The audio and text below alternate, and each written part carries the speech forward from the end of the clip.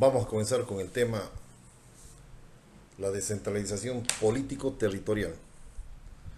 Soy el licenciado Gonzalo Sosa Soruco, docente en la materia de Administración Pública 2 de la carrera de Administración y Gestión Pública de la Facultad de Ciencias Integrales del Gran Chaco, dependiente de la Universidad Autónoma Juan Misael Saracho. El contenido que vamos a ver, primero vamos a ver lo que es la definición, segundo, base constitucional y legal, tercero, caracterización, cuarto, objetivo, 5 tipos, 6 actores sociales que intervienen, 7 financiamiento del proceso, 8 consecuencias políticas sociales, jurídicas y administrativas. Bien, vamos a ver ahora lo que es la definición. Descentralizar significa distribuir funciones, poderes fuera de la ubicación o autoridad central. Por ejemplo, a ver, si hablamos en Bolivia, podemos poner, por ejemplo, 3 entidades descentralizadas. Por ejemplo, vamos a poner al INE, al Instituto Nacional de Estadística, vamos a poner a la Corte Nacional Electoral o a la Contraloría General del Estado. Por ejemplo, la Contraloría General del Estado tiene la central en la ciudad de La Paz. Después tiene gerencias departamentales en Santa Cruz, la gerencia departamental de la Contraloría de Santa Cruz, gerencia departamental de la Contraloría General del Estado de Cochabamba, gerencia departamental de la Contraloría de Tarija, de Potosí, de Oruro, de Pando, de Beni, de Chuquisaca. Entonces, la central está en La Paz y ya está descentralizada en los 9 departamentos, ¿no es cierto? Igual, la Corte Nacional Electoral, lo mismo, tiene, o sea, está la central está en la ciudad de La Paz, pero hay las cortes departamentales electorales, ¿no es cierto? Igual que el Instituto Nacional de Estadística, que también está en los 9 departamentos. Esto, cuando hablamos de estas entidades descentralizadas, cuando hablamos de descentralizar, para que comencemos a entender lo que es la descentralización, ¿cómo son creadas estas entidades? Son creadas por, son creadas por el Congreso, por el Congreso, también puede ser por el presidente, previa delegación del órgano legislativo. Están regulados por las normas de derecho público. Tienen personería jurídica. Son creadas por ley o autorizadas por ella y que cumplen funciones administrativas. Descentralización política y la descentralización territorial. Cuando hablamos de la descentralización política, es la transferencia del poder de un gobierno central hacia autoridades que no están jerárquicamente sometidas. La descentralización de un Estado puede ser política, administrativa y social, en distintos grados o niveles.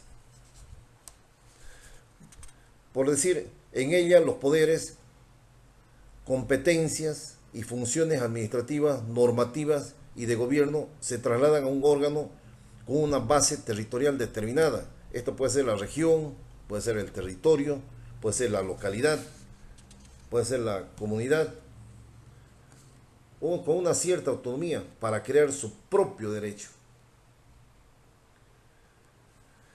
La descentralización territorial es tanto una forma de organización política administrativa como un grado o nivel de distribución del poder político, fiscal y administrativo entre el centro y las unidades territoriales. Base constitucional y legal. Cuando hablamos de la base constitucional y legal, está dado por la ley 031, que es la ley marco de autonomía y descentralización Andrés Ibáñez, promulgada el 19 de julio del 2010. Su artículo primero, el marco constitucional, ¿qué establece? Establece: Bolivia se constituye un Estado unitario, social, de derecho plurinacional, comunitario, libre, independiente, soberano, democrático, intercultural, descentralizado y con autonomías. El artículo de la ley de descentralización establece el objeto. ¿Cuál es? La presente ley tiene por objeto regular el régimen de autonomía por mandato del artículo 271 de la Constitución Política del Estado. y las bases de la organización territorial del Estado. ¿Qué dice ese artículo 271 de la Constitución Política del Estado? Establece los principios del ordenamiento territorial y del sistema de descentralización y autonomía son la unidad, solidaridad, bien común, autogobierno, igualdad, reciprocidad, subsidiariedad, gradualidad, participación y control social, provisión de recursos económicos, preexistencia de naciones y pueblos. Eso establece el artículo 271 de la Constitución Política del Estado, que es justamente la base de lo que viene a ser el régimen de autonomías.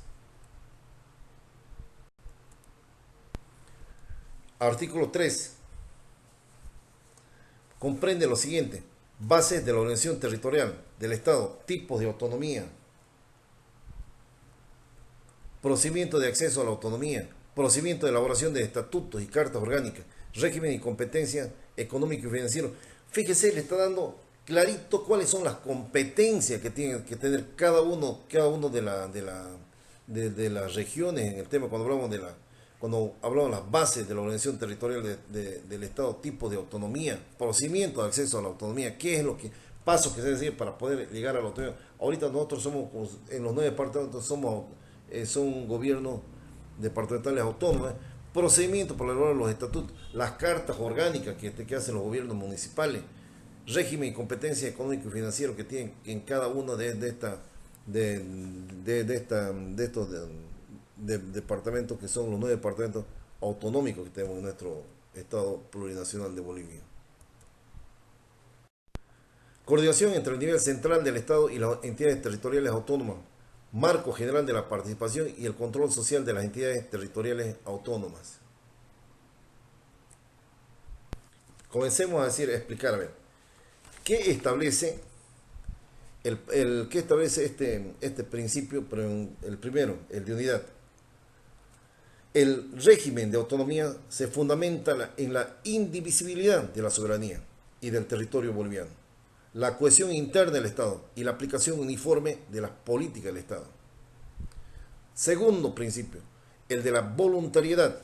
Se refiere que las naciones y pueblos indígenas originarios campesinos y las ciudadanas y ciudadanos de las entidades territoriales ejercen libre y voluntariamente el derecho a acceder a la autonomía, de acuerdo a lo establecido en la Constitución Política del Estado y la ley.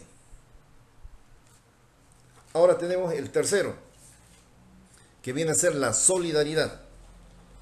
Los gobiernos autónomos actuarán conjuntamente con el nivel central del Estado en la satisfacción de las necesidades colectivas mediante la coordinación y cooperación permanente entre ellos, y utilizarán mecanismos redistributivos para garantizar el aprovechamiento equitativo a los recursos. Cuarto, equidad. La organización territorial del Estado, el ejercicio de competencias y la asignación de recursos garantizarán el desarrollo equilibrado interterritorial, la igualdad de oportunidades y el acceso a los servicios públicos para toda la población boliviana. El quinto principio establece el bien común, que es la actuación de los gobiernos autónomos, se fundamenta y justifica en el interés colectivo, sirviendo con objetividad los intereses generales en la filosofía del vivir bien propio de nuestras culturas. Después tenemos el autogobierno, que está referido que en los departamentos, en las regiones, en los municipios, en las naciones y pueblos indígenas originarios campesinos, la ciudadanía tiene el derecho de dotarse de su propia institucionalidad gubernativa y elegir directamente a sus autoridades en el marco de la autonomía reconocida en la Constitución Política del Estado. El siguiente principio de preexistencia de las naciones y pueblos indígenas originarios campesinos, dada la existencia precolonial de las naciones y pueblos indígenas y originarios campesinos y su dominio ancestral sobre sus territorios, se garantiza su libre determinación en el marco de la unidad del Estado, que consiste en su derecho a la autonomía, al autogobierno, a su cultura, al reconocimiento de su institucionalidad y a la consolidación de las entidades territoriales. pasamos a ver qué significa ahora el principio de la igualdad. El principio de la igualdad es la relación entre las entidades territoriales autónomas que tiene que ser armónica, que tiene que guardar proporción, trato igualitario y recíproco entre ellas. No admite subordinación jerárquica ni tutela entre sí. Ese es el principio de la igualdad. Que todos son iguales, ninguno es superior al otro. 9. Complementariedad.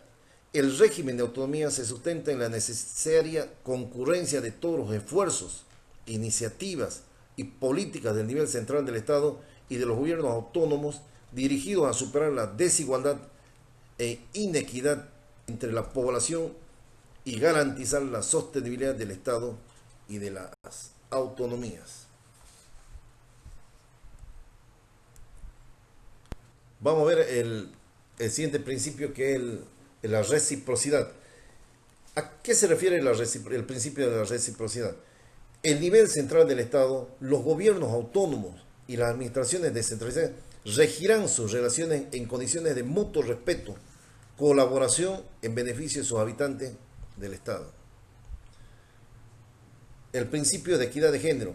Las entidades territoriales autónomas garantizarán el ejercicio pleno de las libertades y los derechos de mujeres y hombres, reconocidos en la Constitución Política del Estado, generando las condiciones y los medios que contribuyan al logro de la justicia social, la igualdad de oportunidades, la sostenibilidad e integralidad del desarrollo de las entidades territoriales autónomas, en la conformación de sus gobiernos, en las políticas públicas, en el acceso y ejercicio a la función pública.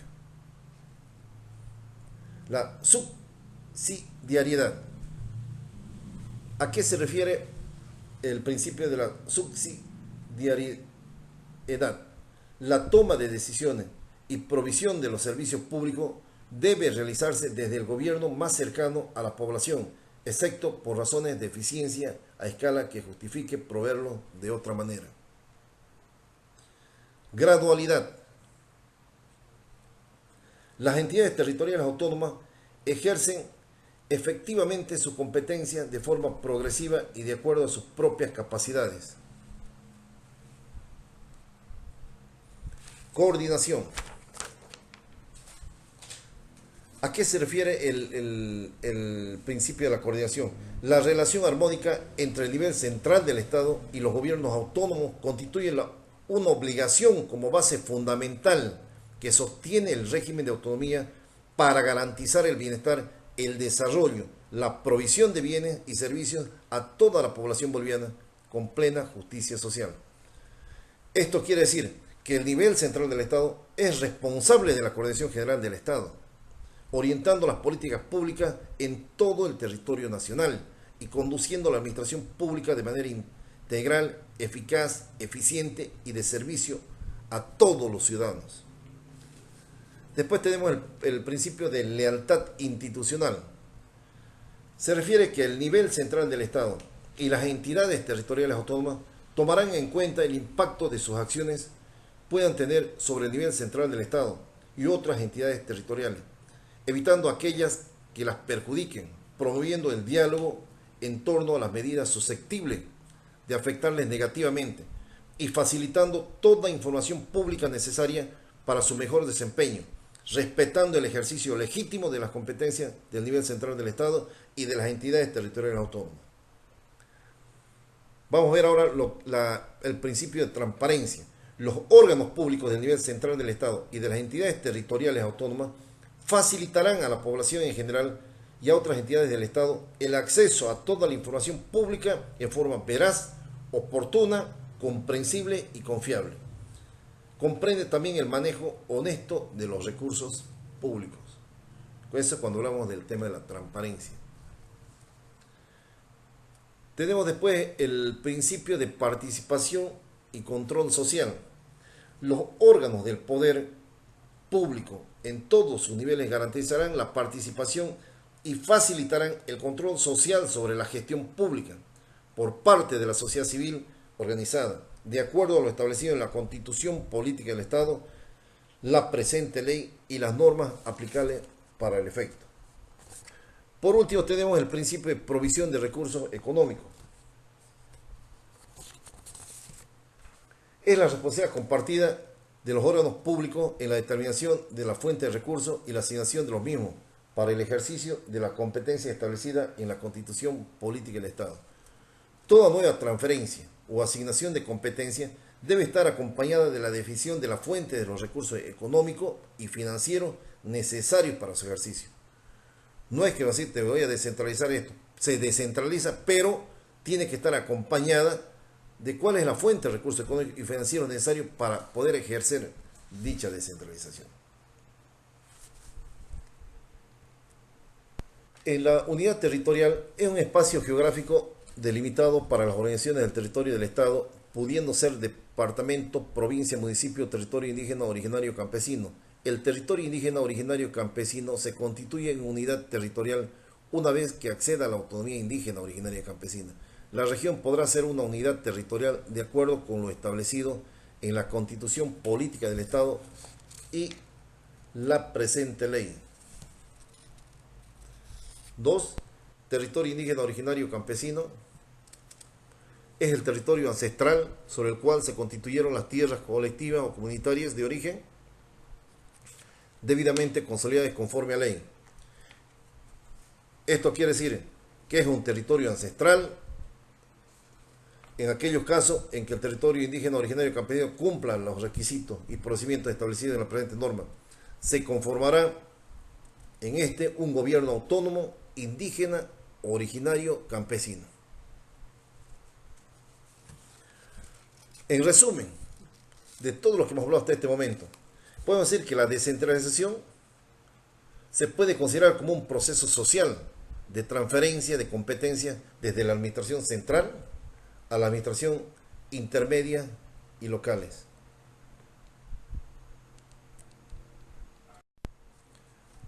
Caracterización. Bolivia es un Estado unitario, plurinacional, comunitario, libre, independiente, soberano, demócrata, social, descentralizado y con autonomías territoriales. Se funda en la pluralidad y el pluralismo político, económico, jurídico, culturales y lingüísticos. El artículo primero de la Constitución Política del Estado está sustentado en los valores de la unidad, la solidaridad, la reciprocidad, la complementariedad, la armonía, el equilibrio, equidad social y de género en la participación, distribución y redistribución de los productos y bienes sociales para vivir bien.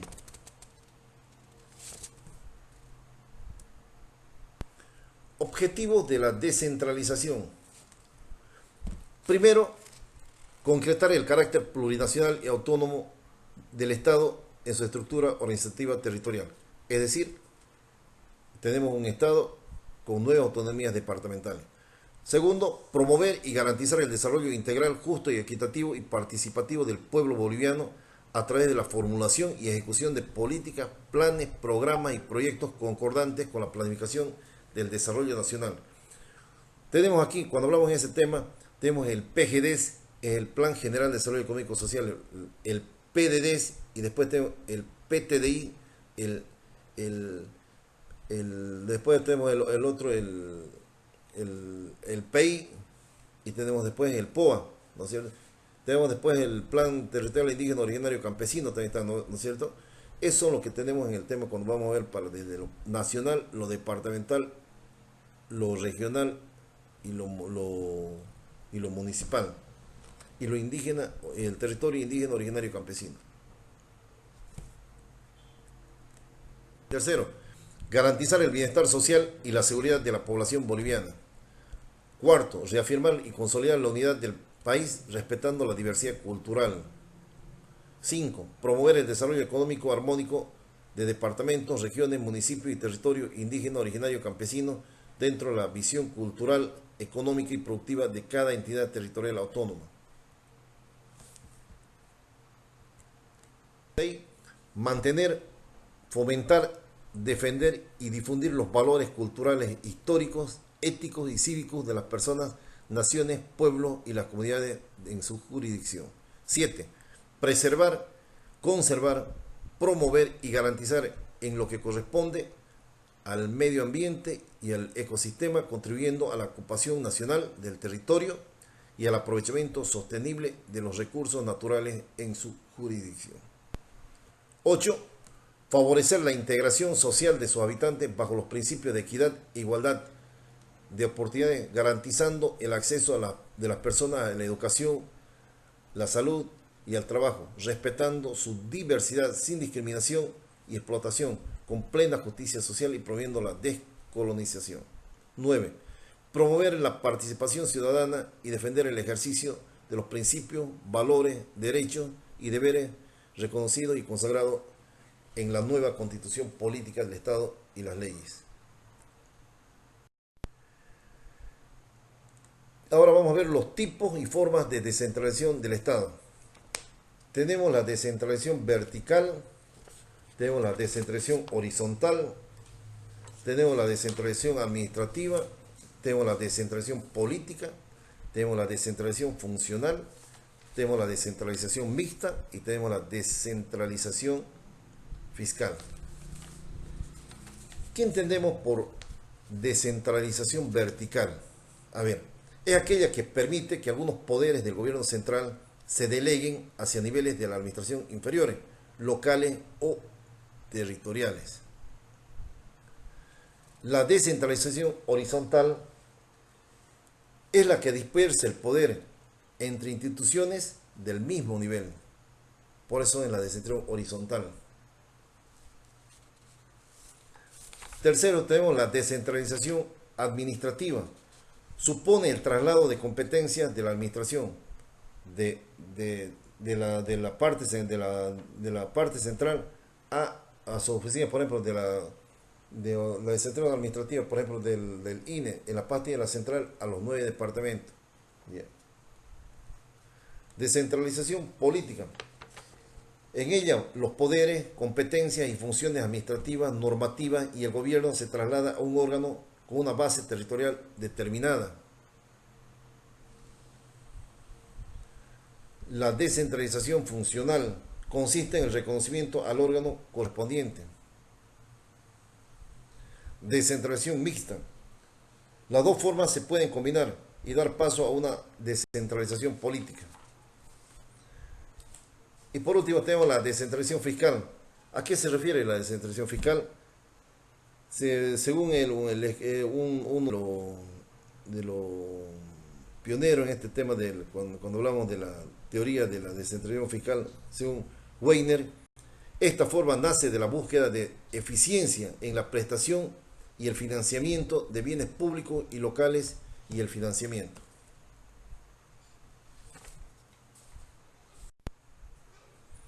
Actores sociales que intervienen. Los actores sociales son aquellos agentes que en el campo político, económico, social y cultural formulan propuestas que tienden a capitalizar mejor las potencialidades locales. ¿Cómo identificar los actores? Aquellas personas influyentes, no por el capital económico, sino por lo que su poder de decisión, convocatoria, entre otros, se los identifica en los grupos, organizaciones e instituciones que tienen relación con el núcleo social de interés para su grupo. Financiamiento del proceso. Los procesos de descentralización del gasto, al no haber sido acompañados por cambios simétricos en los recursos, ha requerido de gobiernos centrales fuertes para poder llevar adelante este proceso de descentralización. Consecuencias de la descentralización. Consecuencias políticas, sociales, jurídicas y administrativas. Primero, mayor eficiencia administrativa y económica en la asignación de los recursos escasos. Segundo, mayor participación de los ciudadanos locales en las instituciones locales. Tercero, componente importante con la democracia. Ventajas potenciales, capacidad de innovación a nivel de cada uno de los departamentos, cada una de las regiones. Mejora en la eficiencia de la administración de los recursos públicos. Mayor coincidencia del costo. Mejor rendición de cuentas en cada una de las regiones. Con eso habíamos concluido el tema Número dos, y antes de concluir, quería dejarle un mensaje. Solo la educación de las masas puede liberar al pueblo. Un hombre educado no puede ser oprimido si es capaz de pensar por sí mismo. Por eso es importante que todos debemos ser corresponsables de promover el derecho de toda persona, sin importar sus creencias religiosas, políticas, culturales u otras, el acceso a la educación. Que la misma sea orientada hacia el pleno desarrollo de su personalidad, fortaleciendo el respeto de los derechos humanos y las libertades fundamentales. Capacitar a todas las personas para que participen efectivamente en una sociedad libre, promoviendo la comprensión, la tolerancia y la amistad entre todos los grupos raciales, étnicos, religiosos, en pro del mantenimiento de la paz, porque tenemos que privilegiar la paz sobre todo entre todos nosotros en nuestro estado. La enseñanza secundaria debe ser generalizada hasta las clases hasta las más desprotegidas y hacerse accesible a todos por cuantos medios sean apropiados. La enseñanza superior debe hacerse igualmente accesible a todos sobre la base de una capacidad de cada uno por cuantos medios sean apropiados y en particular por la implantación de la enseñanza gratuita. Tenemos que hacer que las universidades la gratuidad para que todos tengan ese acceso libre a la enseñanza superior. Y por último, lo más importante, que no existen personas marginadas que no hayan hecho ni el ciclo básico.